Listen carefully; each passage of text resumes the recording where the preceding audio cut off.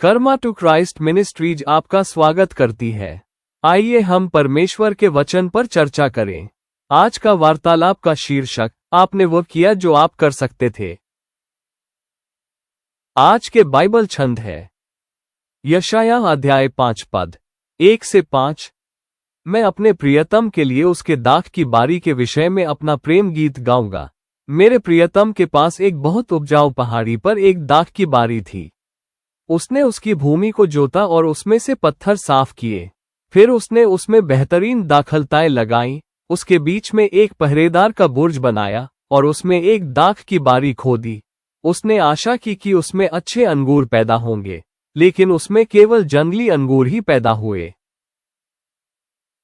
अतः अब हे यरूशलेम के निवासियों और यहूदा के लोगों, क्या तुम मेरे और मेरी दाख की बारी के बीच न्याय नहीं करोगे? मैं अपनी दाख की बारी में और क्या कर सकता था जो मैंने पहले ही नहीं किया है? जब मुझे उम्मीद थी कि यह अच्छे अंगूर देगा, तो इसने जंगली अंगूर क्यों दिए? अब मैं तुम्हें बताऊं, क्या तुम नहीं बताओगे कि मैं अपने अंगूर के बाग के साथ क्या करने जा रहा हूं? मैं इसकी सुरक्षा करने वाली बाड़ को हटा दूंगा और इसे खा लिया जाएगा। मैं इसकी दीवार को तोड़ दूंगा और इसे रौंद दिया जाएगा। माता पिता के रूप में मैं उनके लिए और क्या कर सकता था? यह एक ऐसा सवाल है जो वे हमेशा पूछेंगे, खासकर तब जब उनके बच्चे गलत साथी के साथ, गलत नौकरी में, गलत लोगों के साथ या नशे की लत में फंस जाते हैं। कोई भी माता पिता जानबूझकर अपने बच्चे का जीवन बर्बाद नहीं करता और न ही वह अपने बच्चे को गलत सलाह देता है।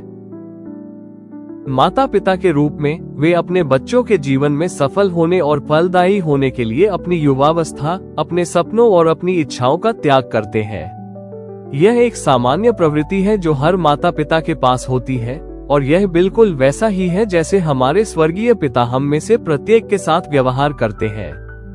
लेकिन हमारे लिए जो कुछ भी उसने किया है और करना जारी रखता है, उसके बाद वह खुद से पूछता है, मैं और क्या कर सकता था?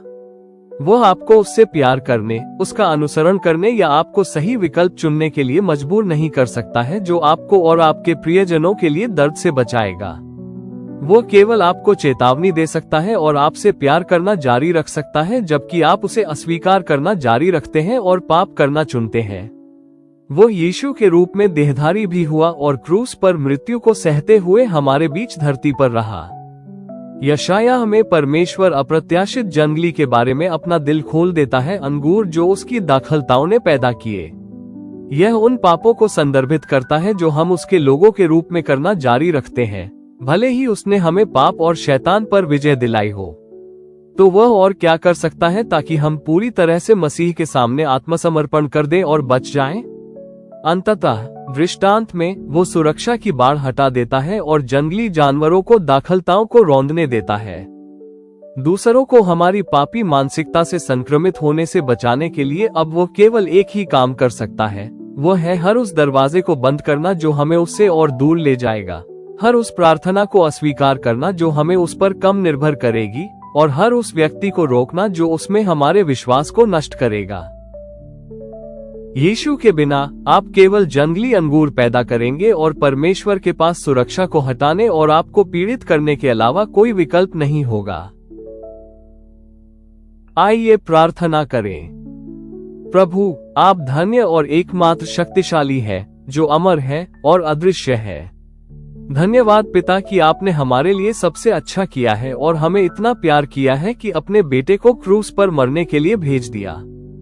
आपका धन्यवाद कि आप हमें फलदायी बनाने और उज्जवल भविष्य पाने के लिए सभी चीजों का प्रबंध करते हैं। हम आपके नाम का आशीर्वाद देते हैं क्योंकि आप हमारी देखभाल करते हैं और हमारे जीवन के हर क्षेत्र में आपकी चिंता करते हैं। हमें माफ करें कि हमने आपको हल्के में लिया और आपके द्वारा हमारे लिए किए गए प्रेम के बलिदान को नहीं समझा। हमें माफ करें कि हमने आपके द्वारा हमें दिए गए आदेशों को पूरा करने के बजाय अपने तरीके से काम करना चुना। हम प्रार्थना करते हैं कि हम आज एक बार फिर से यीशु के सामने पूरी तरह से समर्पित हो जाएं और आज्ञाकारी बच्चे बन जाएं। हमें सिखाएं कि हम कैसे बहुत सारे फल पैदा करें जो आपको प्रसन्न करेंगे। हम घोषणा करते हैं कि हम अब जंगली अंगूर नहीं बल्कि मीठे अंगूर पैदा करेंगे। हम यीशु के महान नाम में प्रार्थना करते हैं। आमीन।